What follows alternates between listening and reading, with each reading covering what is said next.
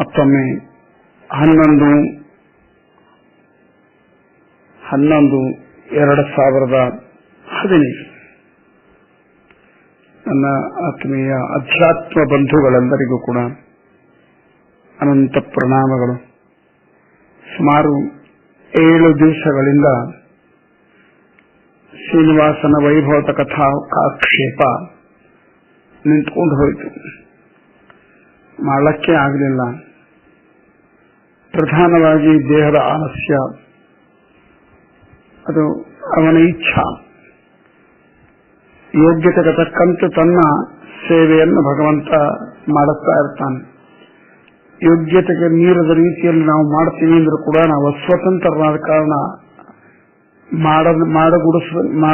ಮಾಡಿಸೋದಿಲ್ಲ ಎಂದಿಗೂ ಕೂಡ. ಬಹಳ ದೇಹಾಲಸ್ಯ ಆಗಿದ್ದರಿಂದಾಗಿ ಈ ಸುಮಾರು 7 ದಿವಸಗಳ ಕಾಲ ನಮ್ಮಪ್ಪನ ಕಲ್ಯಾಣ ಕಥಾ ಭಾಗ ಹೇಳಕ್ಕಾಗಿಲ್ಲ.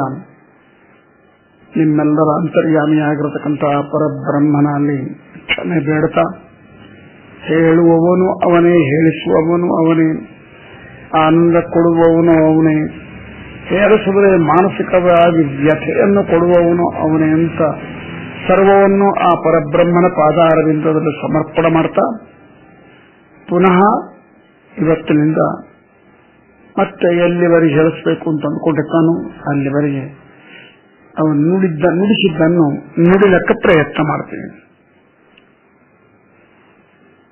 ಪರಬ್ರಹ್ಮ ಕೊರವಂಜಿಯ ವಿಶ್ವದಲ್ಲಿ ಆಕಾಶರಾಜನ ರಾಜಧಾನಿಯನ್ನು ನಾರಾಯಣ ಪಟ್ಟಣವನ್ನು ಪ್ರವೇಶ ಮಾಡಿದ್ದಾನೆ. ಅಲ್ಲಿ ಬೀದಿ ಬೀದಿಯಲ್ಲೆಲ್ಲ ತಿರುಗುತ್ತಾ ಎಲ್ಲರ ಕಷ್ಟಗಳನ್ನು ಪರಿಹಾರ ಮಾಡ್ತಾ ಇದ್ದಾನೆ. ಅವರಿಗೆ ಶುಭವನ್ನು ಹೇಳ್ತಾ ರೋಗಿಷ್ಠರಾದವರ ರೋಗಗಳನ್ನು ಕಳೀತಾ ಇದ್ದಾನೆ. ಅದಕ್ಕೆ ಉಪದೇಶ ಮಾಡ್ತಾ ಇದ್ದಾನೆ. ಅದಕ್ಕೆ ತಕ್ಕ ಮಾರ್ಗದರ್ಶನ ಮಾಡಿದ್ದಾನೆ. ಭೂತ ಪ್ರೇತ ಪಿಶಾಚಾರಿಗಳಿಂದ ಬಳಲ್ತಕ್ಕಂಥವರಿಗೆಲ್ಲ ಕೂಡ ಆ ಬಾಧಾದಿಗಳನ್ನೆಲ್ಲ ತೊಲಗಿಸಿದ್ದಾನೆ. ಕಷ್ಟದಲ್ಲಿರುವವರಿಗೆ ಆ ಕಷ್ಟಕ್ಕೆ ಕಾರಣವನ್ನು ಮುಂದೆ ಅದಕ್ಕೆ ಮಾಡಬೇಕಾಗಿರತಕ್ಕಂಥ ಪ್ರಯತ್ನಾದಿಗಳನ್ನೆಲ್ಲ ಕೂಡ ವಿಸ್ತಾರವಾಗಿ ಅವರಿಗೆಲ್ಲ ಹೇಳಿ ಹೊಟ್ಟೆಯ ಮೇಲೆ ನಾರಾಯಣ ಪಟ್ಟಣದ ಸಕಲ ಸಾತ್ವಿಕ ಜನಾಂಗಕ್ಕೆ ಆನಂದವನ್ನು ಉಂಟು ಮಾಡಿದ್ದಾನೆ ಪರಬ್ರಹ್ಮ. ಈ ವಾರ್ತೆ ಆಕಾಶರಾಜನ ಪಟ್ಟ ಮಹಿಷಿಯಾದ ಧರಣಿ ದೇವಿಗೆ ತಿಳಿತು. ಊರಿನ ಅನೇಕ ವ್ಯಕ್ತಿಗಳು ಬಂದು ಆ ತಾಯಿಯಲ್ಲಿ ವಿಜ್ಞಾಪನೆ ಮಾಡಿಕೊಂಡ್ರು. ಅಮ್ಮ, ಕೊರವಂಜಿ ಬದ್ರಿಕಾಸ್ ನರನಾರಾಯಣಾಶ್ರಮದಿಂದ ಬಂದಿದ್ದಾಳಂತೆ. ಬಹಳ ಅದ್ಭುತವಾದ ರೀತಿಯಲ್ಲಿ ಆಗು ಹೋಗುವುದನ್ನು ಹೇಳ್ತಾ ಇದ್ದಾಳೆ. ದುಃಖಗಳನ್ನು ಕಳೀತಾ ಇದ್ದಾಳೆ. ಆನಂದವನ್ನು ಉಂಟು ಮಾಡ್ತಾ ಇದ್ದಾಳೆ.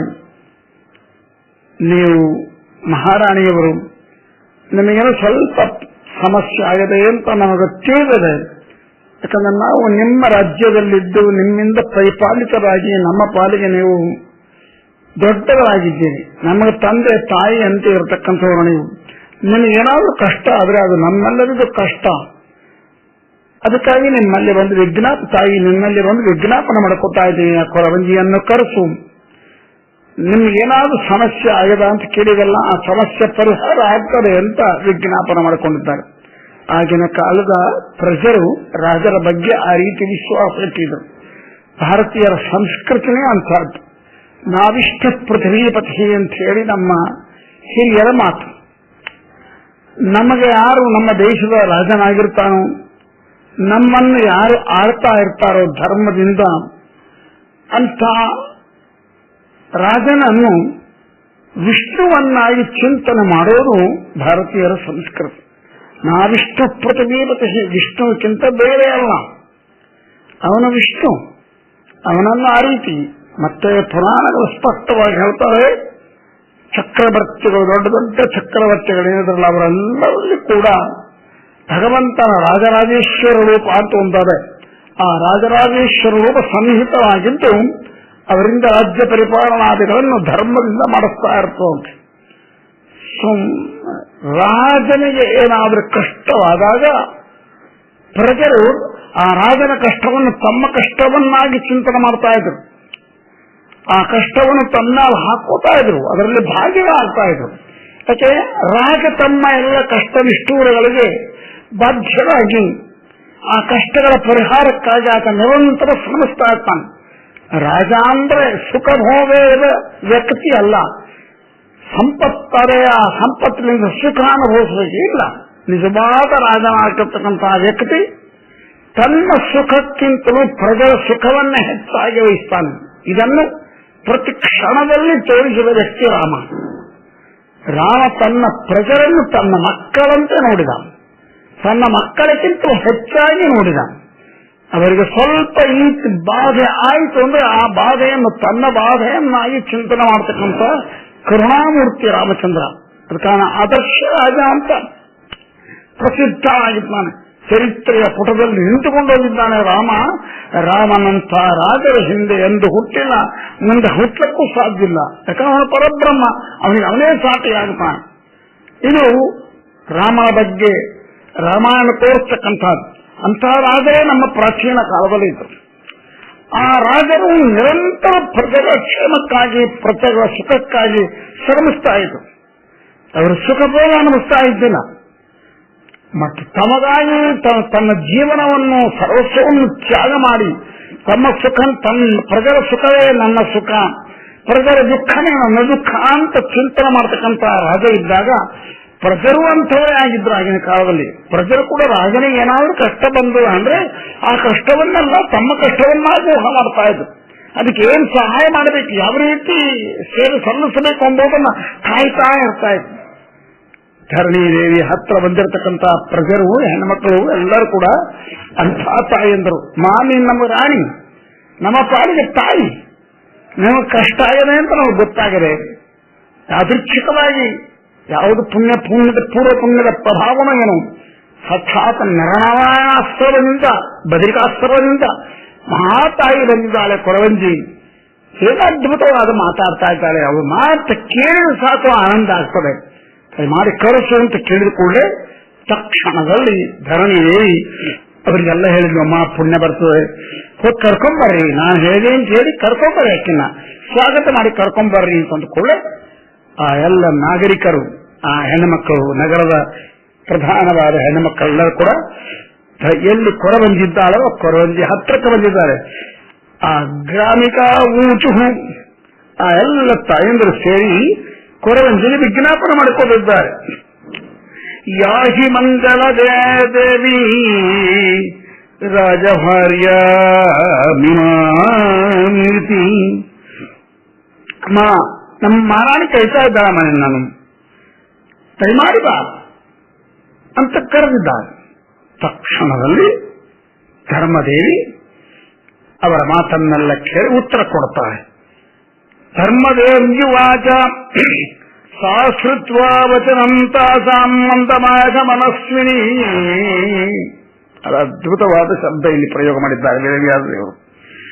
ಆ ಧರಣಿದೇವಿ, ಆ ಕೊರವಂಜಿ ವೇಷದಲ್ಲಿರ್ತಕ್ಕಂಥ ಪರಬ್ರಹ್ಮ ತಾಸಾಂ ವಚನಂ ಶ್ರುತ್ವ, ಅವರ ಮಾತುಗಳನ್ನ ನಾಗರಿಕರು, ಹೆಣ್ಣುಮಕ್ಕಳು, ನಗರದ ಹೆಣ್ಣುಮಕ್ಕಳು, ಪ್ರಧಾನ ಹೆಣ್ಣುಮಕ್ಕಳೆಲ್ಲ ಬಂದು ರಾಜ ಮಹಿಷಿಯಾಗಿರ್ತಕ್ಕಂಥ ಧರಣಿದೇವಿಯ ಪರವಾಗಿ ಬಂದು ತನ್ನನ್ನು ಆಹ್ವಾನ ಮಾಡ್ತಾ ಇರುವಾಗ ಅದನ್ನು ಕೇಳಿದ ಆ ತಾಯಿ ಮಂದಮಾಘ ಮನಸ್ವಿನಿ ನಿಧಾನವಾಗಿ ಹೇಳಿಲ್ಲ. ಆಹಾ ಅಂತ ಹೇಳಿದ್ರು.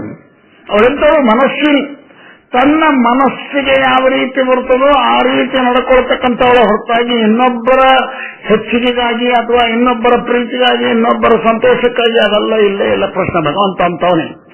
ಅವನು ಜೀವಿಗಳ ಸ್ವರೂಪ, ಅವರ ಸಾಧನೆ ಅದೇನದಲ್ಲ ಅದನ್ನ ಮಾತ್ರ ನೋಡ್ತಾನೆ ಹೊರತಾಗಿ ಈ ಮೂಲಾದಿ ಅಂತಾರಲ್ಲ, ಒಬ್ರು ಯಾರಾದ್ರೂ ತನ್ನ ಕರೆದಿದ್ದಾರೆ ಹೋಗ್ಬೇಕು ಇಂಥವೆಲ್ಲ ಇಲ್ಲೇ ಇಲ್ಲ. ಪ್ರಭು ತನ್ನ ಮನಸ್ಸಿಗೆ ಯಾವ ರೀತಿ ಬರ್ತದೋ ಅದೇ ಪ್ರಕಾರ ಮಾಡ್ತಾನೆ. ಭಗವಂತನ ಮನಸ್ಸಿಗೆ ಯಾವ ರೀತಿ ಬರ್ತದೆ, ಹಾಗೆ ಬರ್ತದೆ ಅಂದ್ರೆ ಜೀವಿಯ ಸ್ವರೂಪಕ್ಕೆ ಅನುಗುಣವಾಗಿ ಬರ್ತಾ ಇರ್ತದೆ. ಜೀವಿ ಸ್ವರೂಪ, ಆ ಸ್ವರೂಪಕ್ಕೆ ತಕ್ಕಂತೆ ಆ ಜೀವಿಯಿಂದ ಏನು ಸಾಧನ ನಡೆದಿರ್ತದೆ ತಾನು ಒಳಗೆ ನಿಂತುಕೊಂಡು ಮಾಡಿಸಿರ್ತಾನೆ, ಅದಕ್ಕೆ ತಕ್ಕಂತೆ ತನ್ನ ಮನಸ್ಸನ್ನು ಅವ್ರ ಕಡೆ ಹರಿಸ್ತಾ ಇರ್ತಾನೆ. ಅಷ್ಟೇ ಹೊರತಾಗಿ ಒಬ್ಬರು ಹೇಳಿದ್ರು ಅಂತ ಹೇಳಿ ಒಬ್ಬರು ಕೇಳಿದ್ರು ಅಂತ ಹೇಳಿ ಮನಸ್ಸನ್ನು ವ್ಯತ್ಯಾಸ ಮಾಡಿಕೊಳ್ತಕ್ಕಂಥ ಪ್ರಭು ಅಲ್ಲ ಅವನು. ಇಂಥ ಮನಸ್ವಿನಿ ಆಗಿರತಕ್ಕಂಥ ಶುದ್ಧವಾದ ಮನಸ್ಸುಳ್ಳ ತನ್ನ ಮನಸ್ಸಿಗೆ ತಕ್ಕಂತ ನಡ್ಕೊಳ್ತಕ್ಕಂಥ ಆ ಕೊರವಂಜಿ ಆ ಬಂದು ತನ್ನನ್ನು ಆಹ್ವಾನ ಮಾಡಿದ ನಗರದ ಸ್ತ್ರೀಯರಿದ್ದಾರಲ್ಲ ಅವರನ್ನ ಕುರಿತು ಹೇಳ್ತಾರೆ. ಧರ್ಮದೇವ್ಯವಾಚ ಅಹಂ ದರಿದ್ರ ಕುಟಿಲ ಸಬಲ ಭಾಗ್ಯ ಸಂಯುತ ಆಹ್ವಾನಂ ಕಿಂ ವಿನೋದಾರ್ಥಂ ಹಾಸ್ಯಾರ್ಥಂ ಹಸಿತಾನನಾಗ. ಏನನ್ನ ಹಾಸ್ಯ ಮಾಡಬೇಕು ಅಂತಿದ್ದೀರಾ ನೀವು? ನನ್ನನ್ನು ಗೇಲಿ ಮಾಡಬೇಕು ಅಂತಿದ್ದೀರಾ ನೀವು? ಎಲ್ಲಿ ಮಹಾರಾಣಿ? ನಾನು ಎಲ್ಲಿ? ಅಹಂ ದರಿದ್ರ, ನಾನು ಬಹಳ ಬಡವರು. ನಿಮ್ಮ ರಾಣಿ ಹೇಳಿ ಕಳಿಸಿದ ರಾಣಿ ಇದ್ದಾಳಲ್ಲ ಅವಳು ಮಹಾ ಸಾಹುಕಾರಳು, ಸಿರಿ ಸಂಪತ್ತಿನಿಂದ ತುಂಬಿ ತುಳುಕತಕ್ಕಂಥವಳು. ನಾನು ಕುಟಿಲ, ನಾನು ಮುದುಕಿಯಾಗಿ ಬಿಟ್ಟಿದ್ದೀನಿ. ನನಗೆ ಎಲ್ಲ ಕೈ ಕಾಲು ಎಲ್ಲ ಬಗ್ಗಿಬಿಟ್ಟಿದ್ದಾವೆ. ನನ್ನ ರೂಪದ ಕೂಡ ಸುಂದರವಾಗಿಲ್ಲ. ನಾನು ಸ್ವತಃ ಮುದುಕಿ, ನನಗೂ ಅಷ್ಟು ಸೌಂದರ್ಯ ಇಲ್ಲ. ನಿಮ್ಮ ರಾಣಿ ಒಬ್ಬ ಬಹಳ ಸುಂದರಿ ಅಂತ ಕೇಳಿ ನಾನು ಬಡವಳು, ಅವಳೇನೋ ದೊಡ್ಡ ಸಾಹುಕಾರಳು. ನಾನೇನೋ ಮುದುಕಿ ರೂಪಹೀನಳಾದವಳು. ನಿಮ್ಮ ರಾಣಿ ಒಳ್ಳೆ ಯೌವನದಲ್ಲಿರ್ತಕ್ಕಂಥವಳು, ಒಳ್ಳೆ ರೂಪವತಿ ಆಗಿರ್ತಕ್ಕಂಥವಳು. ಸಾಬಾಲ ಭಾಗ್ಯ ಸಂಸ್ಕೃತ, ಅನೇಕ ತರಹದ ಭಾಗ್ಯಗಳಿಂದ ರೂಪದ ಭಾಗ್ಯ, ಸೌಂದರ್ಯದ ಭಾಗ್ಯ, ಒಳ್ಳೆ ಜ್ಞಾನದ ಭಾಗ್ಯ, ಮತ್ತೊಂದು ತುಂಬಿಕೊಂಡಿರ್ತಕ್ಕಂಥವ್ರು. ನನಗೆ ಯಾವುದೂ ಇಲ್ಲ. ನನ್ನ ನೋಡಿ ಹಾಸ್ಯ ಮಾಡ್ತಾ ಇದ್ದ. ಆಹ್ವಾನಂ ಕಿಂ ವಿನೋದಾರ್ಥಂ, ನನ್ನನ್ನು ಕರೆದು ಅಲ್ಲಿ ಅಪಹಾಸ್ಯ ಮಾಡಿ ಕಳಿಸಬೇಕು ಅಂತ ಅಂದ್ಕೊಂಡಿದ್ದಾರೆ ನೀವು. ನಾನು ಬರೋದಿಲ್ಲ ಅಂತ. ಮದ್ವಸ್ತ್ರಂ ಪಶ್ಯದ ಛಿದ್ರಂ, ಸ್ವಲ್ಪ ನನ್ನ ಸೀರೆ ನೋಡ್ರಿ, ನಾ ಉಟ್ಕೊಂಡು ಸೀರೆ ನೋಡ್ರಿ, ನಾ ತೊಟ್ಟ ಕುರುಸ ನೋಡ್ರಿ, ಎಲ್ಲ ಹರಿದು ಹೋಗಿದೆ.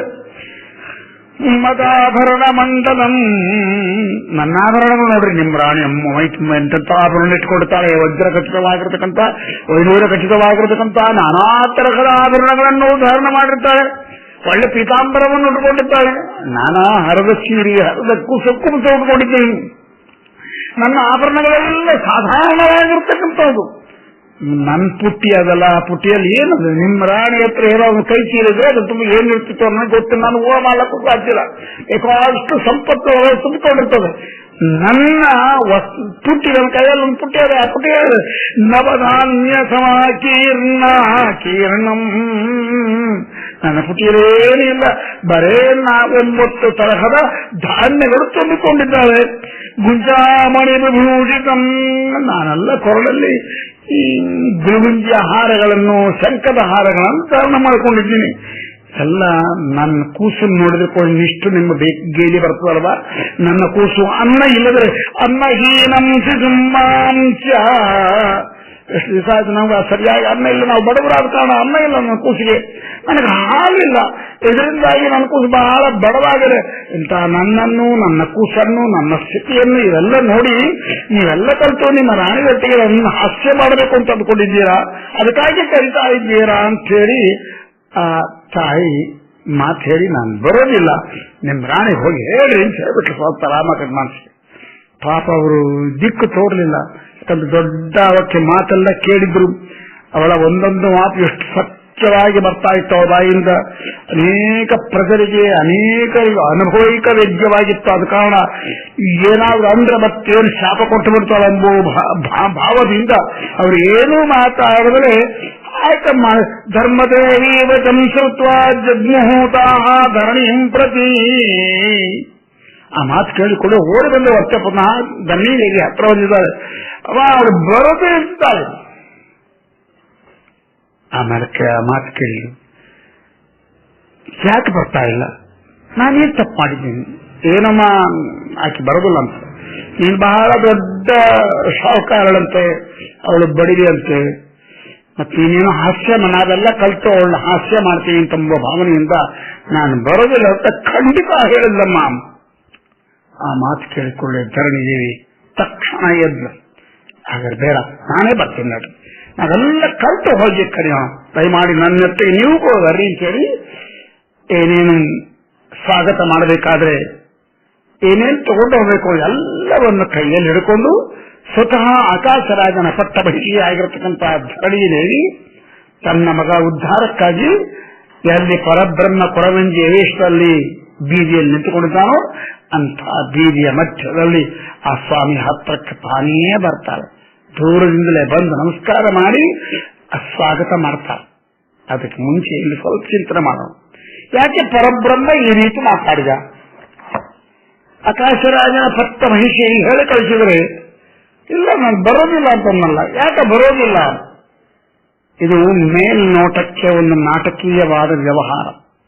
ನಾನು ದರಿದ್ರ, ನಿಮ್ಮ ರಾಣಿ ದೊಡ್ಡ ಶ್ರೀಮಂತಳು, ನಾನು ಸಾಧಾರಣವಾದ ವಸ್ತ್ರ ಉಟ್ಟುಕೊಂಡವಳು, ನಿಮ್ಮ ರಾಣಿ ಒಳ್ಳೆ ಪೀತಾಂಬರಗಳನ್ನು ಧಾರಣ ಮಾಡಿದವು, ನನ್ನ ಆಭರಣಗಳೆಲ್ಲ ಬಹಳ ಸಾಧಾರಣವಾಗಿರತಕ್ಕಂಥ ಅಡವಿಯಲ್ಲಿ ಸಿಗತಕ್ಕಂಥ ಗುಳುಗುಂಜಿಯ ಹಾರಗಳು ಮತ್ತು ಶಂಕದ ಹಾರಗಳು, ನಿಮ್ಮ ರಾಣಿ ವಜ್ರ ವೈಡೂರ್ಯ ಖಚಿತವಾಗಿರತಕ್ಕಂಥ ಆಭರಣಗಳನ್ನು ಇಟ್ಟುಕೊಂಡವಳು, ನನ್ನನ್ನು ನೀವು ಹಾಸ್ಯ ಮಾಡಲಿಕ್ಕೆ ಕರಿತಾ ಇದ್ದೀರಿ. ಹೀಗಂದಲ್ಲ. ಇದರ ಹಿನ್ನೆಲೆ ಏನು ಗೊತ್ತನ? ಭಗವಂತ ಒಂದು ನಿಯಮ ಹೇಳ್ತಾನೆ. ಭಗವಂತನ ಪೂಜಾ, ಭಗವಂತನ ಚಿಂತನೆ, ಭಗವಂತನ ಆರಾಧನೆ ಏನವಲ್ಲ ಅದನ್ನು ವ್ಯಕ್ತಿ ಆದವನು ತಾನು ಸ್ವತಃ ಮಾಡಬೇಕೆ ಹೊರತಾಗಿ ಇನ್ನೊಬ್ಬರ ಕಡೆಯಿಂದ ಮಾಡಿಸಬಾರದು ಎಂಬುದನ್ನು ಸ್ಪಷ್ಟ ಮಾಡ್ತಾನೆ. ಈಗ ಅನೇಕರು ನಾವು ಅದೇ ಮಾಡ್ತೀವಿ. ಬಂಧದ ಸಂಪ್ರದಾಯ ಅಷ್ಟೇ ಹೊರತಾಗಿ ನ್ಯಾಯವಾಗಿ ಭಗವಂತನ ಪೂಜಾ ನಾವೇ ಮಾಡಬೇಕು. ನಮ್ಮ ಮನೆಯ ದೇವರ ಮನೆಯ ಕಸವನ್ನು ನಾವೇ ಬರಬೇಕು. ದೇವರ ಮನೆಯ ಪಾತ್ರೆಗಳನ್ನು ಮನೆಯ ಯಜಮಾನ ಮತ್ತು ಗೃಹಿಣಿಯರು ಏನಿದಾರಲ್ಲ ಇವರೇ ಒಟ್ಟು ನಮ್ಮ ಮನೆಯಲ್ಲಿರುವ ಭಗವಂತನ ಆರಾಧನೆಯನ್ನು ನಾವು ಕುಟುಂಬ ಸಹಿತವಾಗಿ ನಾವೇ ಮಾಡಬೇಕೆ ಹೊರತಾಗಿ ನಮಗೆ ಅಧಿಕಾರವೇ, ನಮಗೆ ಸಂಪತ್ತದೆ ಈಗಿನ ಕಾಲದಲ್ಲೆಲ್ಲ ಅದೇ ನಡೀತಾ ಇರುತ್ತೆ. ಸಾಮಾನ್ಯವಾಗಿ ಎಲ್ಲರ ಮನೆಗಳಲ್ಲಿ ದೇವರ ಪೂಜಾದಿಗಳು ನಿಂತು ಹೋಗಿದ್ದಾರೆ. ದೇವರು ಎಂಬುದು ಪೆಟ್ಟಿಗೆಯಲ್ಲಿ ಕಟ್ಟಿಟ್ಟು ಎಷ್ಟೋ ವರ್ಷಗಳಾಗಿ ಹೇಳ್ಬಿಟ್ಟಿರ್ತಾರೆ. ಯಾರು ಆ ದೇವರ ಪೆಟ್ಟಿಗೆ ಬಿಚ್ಚಿ ಅದರಲ್ಲಿರುವ ಭಗವಂತನ ಚಿಂತನೆ ಮಾಡಬೇಕು ಎಂಬ ಆಲೋಚನೆ ಮಾಡ್ತಾ ಇರೋದಿಲ್ಲ. ಅದು ಸಹಜವಾಗಿ ಹೋಗೋದು. ಇನ್ನು ಏನಾದರೂ ದೇವರ ಪೂಜೆ ಆಗಬೇಕು ಅಂತಂದ್ರೆ ಹಬ್ಬ ಹರಿದಿನಗಳಲ್ಲಿ, ನಮ್ಮ ಮನೆಯಲ್ಲಿ ಹಿರಿಯರಿರ್ತಾರೆ, ಅವ್ರು ಎಲ್ಲಿ ಬೈತಾರೆ ಬಾರಯ್ಯ ಅಂತೇಳಿ ಹಬ್ಬ ಹರಿದಿನಗಳಿರ್ತಾವಲ್ಲ, ಹಬ್ಬ ಹರಿದಿನಗಳ ದಿವಸದಲ್ಲಿ ಮತ್ತು ವೈದಿಕ ಮನೆಯಲ್ಲಿ ತಂದೆ ತಾಯಿಗಳ ಶ್ರಾದ್ದಾದಿಗಳು ಮಾಡಿದ ಪಕ್ಷದಲ್ಲಿ ಮನೆಯಲ್ಲಿ ಮಾಡಿದ್ರೆ ಆಗ ದೇವರ ಪೆಟ್ಟಿಗೆ ಸ್ವಲ್ಪ ಬಿಚ್ಚಿ ದೇವರಿಗೆ ಒಂದಿಷ್ಟು ಅಭಿಷೇಕ ಮಾಡಿ ತೀರ್ಥ ಮಾಡೋದು. ಇದು ನಮ್ಮ, ಅದು ಕೂಡ ಸ್ವತಃ ತಾವು ಮಾಡೋದು.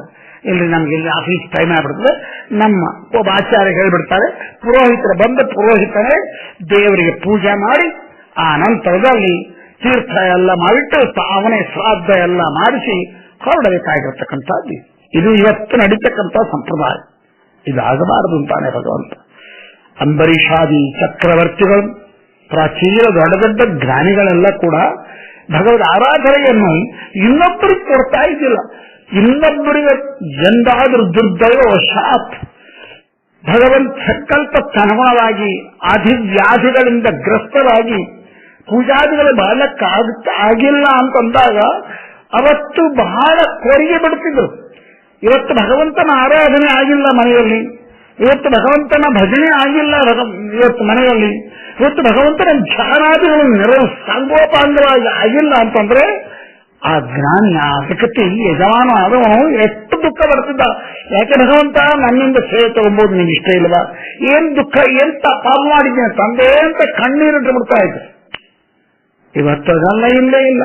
ಅದ ಕಾರಣ ಶಾಸ್ತ್ರಕಾರ ತದ್ದಿನಂ ದುರ್ದಿನಂ ಮನ್ಯೆ ಮೇಘಚ್ಛನ್ನಂ ಅದುರ್ದಿನಂ. ಆ ಜ್ಞಾನಿಗಳು ಹಿಂದಿನ ಕಾಲದಲ್ಲಿ ದುರ್ದಿನ ಅಂತ ಕರಿತಾ ಇದ್ದಾರಂತ. ಒಂದು ದಿವಸವನ್ನು ಯಾವುದನ್ನು ದುರ್ದಿನ ಅಂತ ಕರೀತಾರೆ ಅಂದ್ರೆ ಸೂರ್ಯನ ತದ್ದಿನಂ ದುರ್ದಿನಂ ಮನ್ಯೆ ಮೇಘಚ್ಛನ್ನಂ ಅದುರ್ದಿನಂ ಅಂದ್ರೆ ಸೂರ್ಯನ ಕಿರಣಗಳೇ ಬೀಳದರೆ ಮೇಘಾವೃತವಾಗಿ ಅಂದ್ರೆ ಮಳೆನೂ ಬರ್ತಾ ಇಲ್ಲ, ಈ ಕಡೆ ಬರೇ ಮೇಘಗಳು ತುಂಬಿಕೊಂಡು ಸೂರ್ಯನ ಕಿರಣ ಭೂಮಿಗೆ ಬೀಳದಂತೆ ಮಾಡಿ ಸಸ್ಯಗಳಿಗೆ ಔಷಧಿಯನ್ನು ಇಲ್ಲದೇ ಇರುವ ರೀತಿಯಲ್ಲಿ ಮಾಡ್ತಾ ಇರುವಾಗ ಅದನ್ನ ಏನಂದ್ಕೋತಾ ಇದ್ರೆ ಗೊತ್ತನ, ಏನ್ ದುರ್ದಿನಪ್ಪ, ಹೌದಲ್ವಾ? ಮಳೆ ಬಂದರೆ ಸಸ್ಯ ಶ್ಯಾಮಲ ಆಗ್ತಾನೆ, ಅದು ಬಹಳ ಸಂತೋಷ. ಮಳೆನೂ ಇಲ್ಲ, ಬರೇ ಮೇಘಗಳು ಬರೋದು ಹೋಗ್ತಾ ಇರೋದು, ಸೂರ್ಯನ ಕಿರಣ ಬೀಳ್ತಾ ಇಲ್ಲ. ಸೂರ್ಯನ ಕಿರಣ ಆರೋಗ್ಯಕಾರಕ. ಅದು ಭೂಮಿಯ ಮೇಲೆ ಬಿದ್ದಾಗ ಎಷ್ಟು ಭಗವಂತ ಶುಚಿ ಅಂದ್ರೆ ಜಗತ್ತನ್ನು ಶುಭ್ರವಾಗಲಿಕ್ಕೆ ಎಷ್ಟು ವ್ಯವಸ್ಥೆ ಮಾಡಿದ್ದಾನೆ ಅಂದ್ರೆ ನಾವ ಮಾನವನ ಕಂಡಲ್ಲಿ ಹೊಲಿಸಿ ಮಾಡ್ಕೋತಾ ಎಲ್ಲ ಪವಿತ್ರವಾಗಿರತಕ್ಕಂಥ ಭೂಮಿಯನ್ನೆಲ್ಲ ಅಪವಿತ್ರ ಮಾಡಿಟ್ಟು ಬಿಡ್ತಾನೆ. ಆದ್ರೆ ಭಗವಂತ ಏನ್ ಮಾಡಿದ್ದಾನೆ ಗೊತ್ತನ? ಸ್ವತಃ ತಾನೇ ಗಾಳಿ, ಮಳೆ ಮತ್ತು ಬಿಸಿಲು ಇವು ಮೂರನ್ನು ಸೃಷ್ಟಿ ಮಾಡಿ ಮಳೆಯಿಂದ ಸ್ವಚ್ಛ ಮಾಡ್ತಾನೆ ಜಗತ್ತನ್ನು, ಭೂಮಿಯನ್ನು. ಕೆಲವೊಮ್ಮೆ ಬರೇ ಗಾಳಿಯಿಂದ ಶುದ್ಧ ಮಾಡ್ತಾನೆ. ಎಲ್ಲಕ್ಕಿಂತ ಮಿಗಿಲಾಗಿ ಸೂರ್ಯನ ಕಿರಣಗಳಿಂದ ಶುದ್ಧ ಮಾಡ್ತಾನೆ. ಅಗ್ನಿಯಿಂದ, ಅಗ್ನಿ, ಸೂರ್ಯ, ಮಳೆ ಮತ್ತು ಗಾಳಿ ಈ ನಾಲ್ಕು ಏನವಲ್ಲ, ಇವು ಭೂಮಿಯನ್ನು ಪವಿತ್ರವಾಗಲಿಕ್ಕಾಗಿ ಭಗವಂತ ಮಾಡಿದ ಒಂದು ವ್ಯವಸ್ಥೆ. ಅವು ಜಗತ್ತಿಗೆ ಉದ್ಧಾರ ಕಾರಕನೂ ಒಂದು ಪಂಚಭೂತಗಳಲ್ಲಿ ಒಂದಾಗಿರ್ತಕ್ಕಂಥದ್ದು. ಆದ್ರೂ ಕೂಡ ಭೂಮಿಯನ್ನು ಶುದ್ಧ ಮಾಡಲಿಕ್ಕಾಗಿ ಭಗವಂತ ಮಾಡಿರ್ತಕ್ಕಂಥದ್ದು ವ್ಯವಸ್ಥೆ. ಸೂರ್ಯ ಪ್ರತಿನಿತ್ಯ ಉದಯಿಸಿ ಎಲ್ಲೆಲ್ಲಿ ಜೀವ ಹೊಲಸು ಮಾಡುತ್ತಾರೋ ಅದೆಲ್ಲವನ್ನು ಶುದ್ಧ ಮಾಡಿಬಿಡ್ತಾನೆ. ಹೌದು, ಸೂರ್ಯ ಕಿರಣ ಬಿತ್ತು ಅಂತಂದ್ರೆ ಬಿಸಿಲು ಅದು ಯಾವ ಹೊಲಸಾದ ಪದಾರ್ಥವನ್ನು ಬಿದ್ದರೂ ಕೂಡ ಅದೆಲ್ಲವೂ ಶುದ್ಧಿ ಆಗಿಬಿಡ್ತದೆ. ಒಂದು ಕಡೆ ಊಟ ಮಾಡಿರ್ತಾರೆ, ಅದಕ್ಕೆ ನೀರು ಪಾರು ಏನು ಚೆಲ್ಲೋದಲ್ಲ ಅನ್ಕೊಡ್ರಿ, ಅಥವಾ ಉಗುಳಿರ್ತಾರೆ ಅಂತ ಸ್ಥಳದಲ್ಲಿ ಸೂರ್ಯನ ಕಿರಣಗಳು ಬಿತ್ತು ಅಂದ್ರೆ ಆ ಸೂರ್ಯನ ಕಿರಣಗಳು ಬಿದ್ದ ಸ್ಥಳ ಪವಿತ್ರ ಸ್ಥಾನ ಆಗಿಬಿಡ್ತದೆ. ಅಗ್ನಿಯ ಪ್ರಜ್ವಲನ ಆಯ್ತು, ಸ್ವಲ್ಪ ಬೆಂಕಿ ಹಚ್ಚೋಯ್ತು, ಅದರಿಂದ ಕೂಡ ಶುದ್ಧಿ ಆಗ್ತದೆ, ಭೂಮಿ ಜಗತ್ತು ಶುದ್ಧಿ ಆಗ್ತದೆ. ಹಾಗೆ ಮಳೆಯಿಂದ ತರಿಸಿ, ಮಳೆ ಭಗವಂತ ಆಗಾಗ ತರಿಸಿ ಎಲ್ಲ ಜಗತ್ತನ್ನು ಶುದ್ಧ ಮಾಡ್ತಾನೆ. ಗಾಳಿಯಿಂದ, ಗಾಳಿ, ಮಳೆ, ಸೂರ್ಯನ ಕಿರಣಗಳು ಮತ್ತು ಅಗ್ನಿ ಇವು ಭಗವಂತ ನಿರ್ಮಾಣ ಮಾಡಿರ್ತಕ್ಕಂಥ ಜಗತ್ತನ್ನು ಶುದ್ಧಿಗೊಳಿಸಲಿಕ್ಕೆ ಏರ್ಪಾಟು ಮಾಡಿದ ವ್ಯವಸ್ಥೆಗಳು. ಸೊ ನಾವು ಅದು ಸಹಜವಾಗಿ ಆಗ್ತಾ ಇರ್ತದೆ. ಅದಲ್ಲ, ನಾವು ಸ್ವತಃ ಭಗವಂತನ ಆರಾಧನೆ ಮಾಡತಕ್ಕಂತಹ ವ್ಯಕ್ತಿಗಳು ನಾವಾಗಿ ನಮ್ಮ ಕೈಯಿಂದ ಎಲ್ಲವನ್ನೂ ಮಾಡಬೇಕಂತ. ಇಂಥದ್ದು ಮಾಡಬಾರ್ದು. ಇನ್ನೊಬ್ಬರಿಗೆ ಕೆಲಸ ಹೇಳ, ಭಗವಂತನ ಸೇವೆಯನ್ನು ಮಾತ್ರ ಯಜಮಾನ ಮತ್ತು ಮನೆಯಲ್ಲಿರ್ತಕ್ಕಂಥ ಯಜಮಾನಿ ತಾನೇ ಮಾಡಬೇಕೆ ಹೊರತಾಗಿ ಒಬ್ಬ ಸರ್ವೆಂಟನ್ನು, ಒಬ್ಬ ವ್ಯಕ್ತಿಯನ್ನು ಇಟ್ಟು ಅವರ ಕಡೆಯಿಂದ ಮಾಡಿಸೋದೇನಲ್ಲ. ಅದು ಬಹಳ ಒಂದು ರೀತಿಯಿಂದ ನಾವೊಂದು ಕೊಟ್ಟಿದ್ದೀವಿ, ನಮ್ಮ ಮನೆಯಲ್ಲಿ ಪೂಜೆ ಆಯ್ತು. ಹೆಂಗ ಪೂಜೆ ಆಯ್ತು ಅಂದ್ರೆ ಯಾರನ್ನೋ ಒಬ್ಬ ನಾಲ್ಕಾನು ಕರೆದಿದ್ದೀವಿ, ಆಚಾರ್ಯ ದಕ್ಷಿಣ ಕೊಟ್ಬಿಡ್ತೀವಿ, ಅವರು ಬಂದು ಮಾಡಿ ಹೋಗ್ತಾ ಇರತ್ತಿದ್ದಾಗ ಭಗವಂತ ಅದನ್ನು ಅಂಗೀಕಾರ ಮಾಡನೇ ಮಾಡೋದಿಲ್ಲ. ಅದರಿಂದ ಒಂದು ರೀತಿಯಿಂದ ಪುಣ್ಯ ಬಂತು ಅಂತ ನಾವೊಂದು ಕೊಡ್ತಾ ಇದ್ದೀವಿ. ಇಲ್ಲ, ಅದು ಪುಣ್ಯ ಅಲ್ಲ, ಪುಣ್ಯಕರವಾದಲ್ಲ, ಭಗವಂತನ ಅತೃಪ್ತಿಗೆ ಕಾರಣವಾಗ್ತದೆ. ನಿನ್ನ ಮನೆಯಲ್ಲಿ ಭಗವಂತ ವಾಸ ಬರ್ತಾ ಇರುವಾಗ ನಿನಗೆ ಮನೆ, ಮಠ ಎಲ್ಲವನ್ನು ಕೊಟ್ಟು ಸಂತಾನ, ಸಂಪತ್ತು ಎಲ್ಲವನ್ನು ತುಂಬಿ ನಿನ್ನನ್ನು ತುಂಬಿದಾಗ ಸೋಮರಿತನದಿಂದ ನಿನ್ನ ಊಟ ನೀ ಬೇರೆಯವ್ರು ಮಾಡ್ಲಾಗಾರೆ, ನೀ ಸುಮ್ಮನೆ ಕೊಡ್ತೀಯ, ಕೂತ್ಕೊಂಡ್ಬಿಡು, ನೀನು ಊಟ ಬೇರೆ ಇನ್ನೊಬ್ರು ಊಟ ಮಾಡಿದ್ ಸಾಕಾಗ ಇಲ್ಲ. ನಿನ್ನ ಹೊಟ್ಟೆ ತುಂಬಬೇಕಾದ್ರೆ ನೀವೇ ಪೂಜೆ, ನೀನು ಊಟ ಮಾಡಬೇಕು. ನಿನ್ನ ಮೈ ಶುಭ್ರ ಆಗ್ಬೇಕಾದ್ರೆ ನೀವೇ ಸ್ನಾನ ಮಾಡಬೇಕು. ಅದನ್ನೆಲ್ಲ ಮಾಡ್ತಾ ಇದ್ಯಾ. ನಿಂಗೆ ಆನಂದ ಆಗ್ಬೇಕಾದ್ರೆ ಏನೇನು ನೋಡ್ಬೇಕು ಅವೆಲ್ಲ ನೋಡ್ತಾ ಇದ್ಯಾ. ಭಗವಂತನ ಪೂಜೆಯನ್ನು ಮಾತ್ರ ಇನ್ನೊಬ್ಬರ ಕಡೆಯಿಂದ ಮಾಡಿಸಿದಾಗ ಭಗವಂತ ಅದನ್ನು ಅಂಗೀಕಾರ ಮಾಡೋದಿಲ್ಲ. ಅದಕ್ಕೆ ಪ್ರಾಚೀನ ಕಾಲ ರಾಮ ಅಥವಾ ದಶರಥ ಮಹಾರಾಜ ಎಂತೆಂತ ದೊಡ್ಡ ದೊಡ್ಡ ಜ್ಞಾನಿಗಳು, ಚಕ್ರವರ್ತಿಗಳು ನೋಡ್ರಿ, ಪುರಾಣಗಳನ್ನೆಲ್ಲ ತೆಗೆದು ನೋಡಿದಾಗ ಆ ರಾಜರು ಆ ಯಜ್ಞ ಮಾಡಬೇಕು ಅಂತ ಅಂದುಕೊಂಡಾಗ ತಾವೇ ಮಾಡ್ತಾ ಇದ್ರು. ಇದನ್ನಂತೂ ಕೃಷ್ಣ ಭಾಗವತದಲ್ಲಿ ಎಷ್ಟು ಸ್ಪಷ್ಟ ಮಾಡ್ತಾನೆ. ಕೃಷ್ಣನ ಪ್ರತಿನಿತ್ಯದ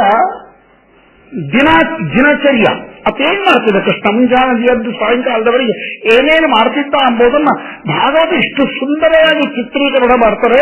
ಅದರಲ್ಲಿ ಪ್ರಾತಃ ಕಾಲದ ಸ್ನಾನದಿಂದ ಹಿಡಿಕೊಂಡು ದೇವತಾ ಪೂಜಾ, ಸಂಧ್ಯಾ ವಂದನಾದಿಗಳನ್ನು ಮಾಡ್ತಾ ಇದ್ದಂತೆ, ಮತ್ತೆ ಸೂರ್ಯನಿಗೆ ಅರ್ಘ್ಯ ಕೊಡ್ತಾ ಇದ್ದಂತೆ, ಭಗವಂತ ಪೂಜೆ ಮಾಡ್ತಾ ಇದ್ದಂತೆ, ಕೃಷ್ಣ ಪರಬ್ರಹ್ಮನೇ ಸ್ವತಃ ತಾನೇ ಸಾಲಿಗ್ರಾಮಾದಿಗಳನ್ನು ಪೂಜೆ ಮಾಡ್ತಾ ಇದ್ದಂತೆ, ಎಲ್ಲ ಅತಿಥಿ ಅಭ್ಯಾಗತರಿಗೆ ಪಾದು ತೊಳಿತಾ ಇದ್ದ, ಅತಿಥಿ ಅಭ್ಯಾಗತರಿಗೆ ಊಟ ಇಡ್ತಾ ಇದ್ದ, ತಾನೇ ಬಡಿಸ್ತಾ ಇದ್ದ. ಒಂದಂತಕ್ಕೂ ಕಥೆ ನಮಗೆ ಇವತ್ತು ದ್ವಾರಕಾದ ಕಥೆ ಇಷ್ಟು ಸಾಕ್ಷೀಭೂತವಾಗಿದೆ. ಭಗವಂತಂದು ಚರಿತ್ರೆ ಅಂದ್ರೆ ದುರ್ವಾಸವನ್ನೇ ಬಂದ್ರಂತೆ ದ್ವಾರಕೆಗೆ.